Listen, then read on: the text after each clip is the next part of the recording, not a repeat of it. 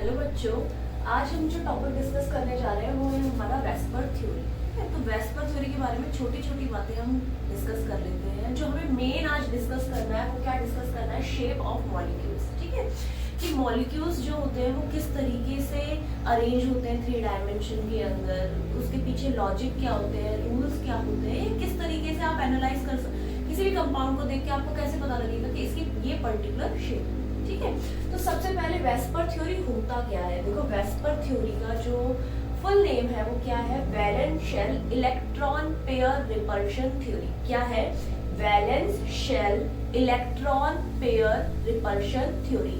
इसका मतलब क्या है कि आपका जो कंपाउंड है, लाइक कोई भी हम रैंडम ले लेते हैं, लाइक AB3 टाइप। ठीक है, ये हमारे पास कोई भी कंपाउंड है। ठीक है, फॉर एग्जांपल अगर हम ले लें इसी तरीके का AlCl3। ठीक है, तो उसमें जो ये A होता है ये हमारा क्या कहलाता है, सेंट्रल एटम। क्या कहलाता है, सेंट्रल एटम। और जो B होता है हमारा, ये क्या कहलाता है, सराउंडिंग। ठीक है, ये क्या कहलाता है, सराउंडिंग एटम। ठीक है, तो वेस्पर थ्योरी क्या कहती है, वेस्पर थ्योरी हमें शेप के बारे में बताती है एक्चुअली, कि सेंट्रल एटम के अराउंड ये सराउंडिंग एटम किस तरीके से अरेंज है। ठीक है, कितने डिस्टेंस के ऊपर है, कितना एंगल होगा इनका। ठीक है, तो वो सारी चीजें हमें कहाँ से पता लगती है, इस पर्टिकुलर कॉन्सेप्ट से, that is VSEPR theory. Right, अब इसका मतलब क्या है, valence shell electron pair repulsion theory का इसका मतलब है कि जो सेंट्रल एटम के अराउंड सराउंडिंग एटम असेंबल है वो अपने आप को रिपेल करते हैं। क्या करते हैं, रिपेल। लाइक यहाँ पे हमारे पास B है, ये A है, कहीं पर भी इस तरीके से B एंड B। तो ये जो B एटम है ये एक दूसरे को क्या करते हैं, रिपेल करते हैं। और रिपल्शन करते करते वो एक ऐसी स्टेट पर पहुंच जाते हैं, ऐसे डिस्टेंस पे पहुंच जाते हैं, ऐसे एंगल पे पहुंच जाते हैं जहां पर इनका रिपल्शन क्या हो जाता है, मिनिमम हो जाता है। और जिस स्टेट पर, जिस पॉइंट पर इनका रिपल्शन मिनिमम होता है, जिस एंगल पे इनका रिपल्शन क्या होता है, मिनिमम होता है, वो ही उस कंपाउंड की पर्टिकुलर क्या होती है, शेप होती है। ऑलराइट, एक चीज तो हो गई हमारी ये। अब दूसरी बात कि रिपल्शन हो रहा है तो कितने तरीके के रिपल्शन हो सकते हैं, क्योंकि सेंट्रल एटम के पास लोन पेयर ऑफ इलेक्ट्रॉन्स भी होते हैं, बॉन्डेड एटम्स भी होते हैं। तो किस तरीके से वो रिपल्शन शो करेगा या कैसे कैसे रिपल्शन वो फेस कर सकता है कोई भी कंपाउंड के अंदर पर्टिकुलर एटम्स। राइट, तो 3 तरीके के बेहद पर्टिकुलरली रिपल्शन होते हैं। सबसे पहला और मैक्सिमम जो होता है वो होता है लोन पेयर रिपल्शन। कौन सा होता है, लोन पेयर रिपल्शन। दूसरा जो होता है वो होता है lone pair and bond pair repulsion. कौन सा होता है, lone pair and bond pair repulsion. मतलब क्या है कि अगर किसी एक ही कंपाउंड के अंदर सेंट्रल एटम के पास अगर 2 लोन पेयर ऑफ इलेक्ट्रॉन्स है तो उन दोनों पेयर में क्या होता है, रिपल्शन होता है। और वो रिपल्शन कैसा होता है बच्चों, मैक्सिमम रिपल्शन होता है। ऑलराइट, फिर दूसरा तरीके का जो रिपल्शन आता है वो हमारा कौन सा होता है, लोन पेयर बॉन्ड पेयर। ये कब होता है, जब सेंट्रल एटम के पास एक लोन पेयर, एक या एक से ज्यादा भी हो सकते हैं, पर्टिकुलरली लोन पेयर हो और एक क्या हो, बॉन्ड पेयर हो, तो उनमें क्या होना स्टार्ट हो जाता है, रिपल्शन होना स्टार्ट हो जाता है। तो उसको हम क्या बोलते हैं, lone pair bond pair repulsion.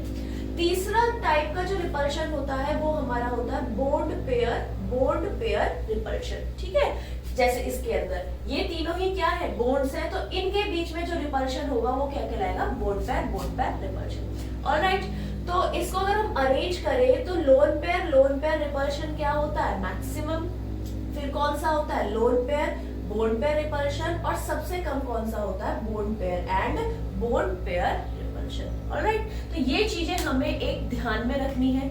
दूसरा, अब मेन चीज हम चलते हैं फॉर्मूले की तरफ कि क्या, कौन सा फॉर्मूला हमें पर्टिकुलरली यूज करना है किसी भी कंपाउंड की शेप निकालने के लिए। देखो, हाइब्रिडाइजेशन का भी कॉन्सेप्ट आएगा इसके अंदर, तो ये आपका बेस्ट तरीका है जो अभी फॉर्मूला बताया जाएगा आपको, वहां से आप हाइब्रिडाइजेशन भी कैलकुलेट कर सकते हो, शेप भी कैलकुलेट कर सकते हो बहुत ही अच्छी तरीके से। अगर आपको कोई भी XYZ कंपाउंड दे दिया जाए, गारंटी है आपकी कि कोई भी, अगर इनऑर्गेनिक कंपाउंड की बात करें एक्सेप्ट कोऑर्डिनेशन कंपाउंड्स की, ठीक है, तो आप with the help of this formula आप कैलकुलेट कर सकते हो किसी भी कंपाउंड की शेप, ड्रॉ कर सकते हो किसी भी कंपाउंड की शेप। ठीक है, तो सबसे पहले फॉर्मूला देख लेते हैं, क्या फॉर्मूला होता है आपकी शेप निकालने का। ठीक है, फॉर्मूला होता है आपका सेंट्रल एटम का। आपको क्या लेना है, सेंट्रल एटम का। इसका सेंट्रल एटम के आपको क्या लेकर चलने हैं, वैलेंस इलेक्ट्रॉन। क्या लेकर चलने हैं, वैलेंस इलेक्ट्रॉन। सेंट्रल एटम के वैलेंस इलेक्ट्रॉन प्लस आपको लेने हैं मोनोवैलेंट इलेक्ट्रॉन्स।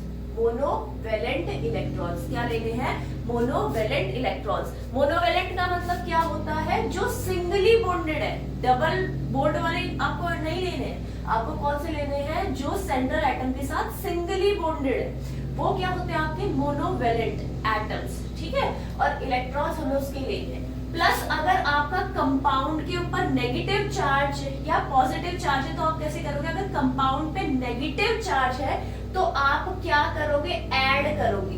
राइट, जितने नेगेटिव चार्ज है, एक नेगेटिव चार्ज है तो 1 ऐड करोगे, 2 नेगेटिव चार्ज है तो 2 ऐड करोगे, 3 नेगेटिव चार्ज है तो 3 एंड सो ऑन, इस तरीके से। और अगर आपके कंपाउंड के ऊपर पॉजिटिव चार्ज है तो आप क्या करोगे, सब्ट्रैक्ट करोगे। तो आप क्या करोगे, सब्ट्रैक्ट करोगे। और डिवाइड आपको किससे करना है, 2 से करना है। बहुत ही इजी सा है, जैसे जैसे आप प्रैक्टिस करोगे आपको ये मेमोराइज भी हो जाएगा और आप इजीली स्ट्रक्चर्स निकाल भी पाओगे। ठीक है, क्या है, valence electron plus monovalent electron.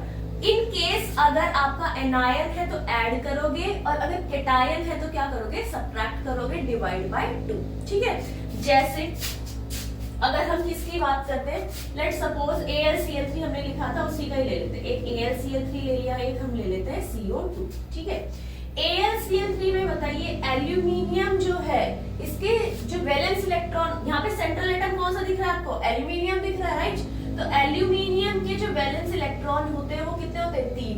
अब क्लोरीन बताओ सिंगल बॉन्ड बनाता है या डबल बॉन्ड बनाता है, सबको पता है सिंगल बॉन्ड बनाता है। तो कितने क्लोरीन हो गए भाई, 3।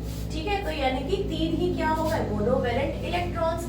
अब क्या इसमें पॉजिटिव चार्ज है, नहीं है, नेगेटिव चार्ज है, नहीं है, तो हमें इन दोनों को ऐड करके क्या कर देना है, डिवाइड बाय 2।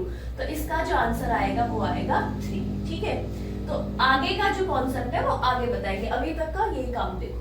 यहाँ पे कार्बन डाइऑक्साइड में सेंट्रल एटम कौन दिख रहा है, कार्बन। जिसका नंबर कम है दैट मींस वो हमारा क्या है, सेंट्रल एटम।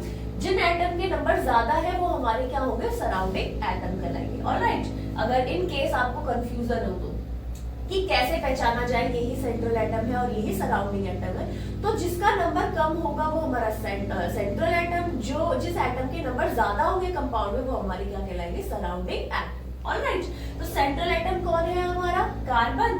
तो कार्बन का वैलेंस इलेक्ट्रॉन बेटा कितना होता है, 4 होता है। ठीक है, अब साथ में क्या है, ऑक्सीजन। अब एक बात बताओ, ऑक्सीजन जो होता है वो कितने बॉन्ड बनाता है, सिंगल बॉन्ड बनाता है, डबल बॉन्ड बनाता है, सभी को पता है डबल बॉन्ड बनाता है। यानी कि मोनोवैलेंट इलेक्ट्रॉन यहाँ कितने हो गए, 0। ठीक है, क्या कोई चार्ज है, नहीं है, तो हमारा काम खत्म, डिवाइड बाय 2। और ये हमारा कितना आंसर आ गया, 2। ऑलराइट, एक और एग्जांपल ले लेते हैं। लाइक हमारे पास क्या है, SF4 है। क्या है, SF4। ठीक है, तो SF4 के अंदर सल्फर जो है उसके वैलेंस इलेक्ट्रॉन कितने, 6। फ्लोरीन क्या बनाता है, मोनोवैलेंट है, डाइवैलेंट है, ट्राइवैलेंट है, मोनोवैलेंट है। तो डिवाइड +4 डिवाइड बाय 2, ये हमारा कितना आ जाएगा, 10/2 5। ठीक है, एक और एग्जांपल ले लेते हैं, चलो CH4। ठीक है, CH4 कार्बन जो है सेंट्रल एटम है, कितने valence electron, 4। Hydrogen single bond बनाता है, डबल बॉन्ड बनाता है, सिंगल बॉन्ड बनाता है, तो +4 डिवाइड बाय 2, ये हमारा कितना आ गया, 4। ऑलराइट, तो फॉर्मूले से आपके जो ये नंबर निकल के आते हैं ना, 3, 2, 5, 4, ये हमारे डिसाइड करेगा कि शेप क्या होगी, ज्योमेट्री क्या होगी। ऑलराइट,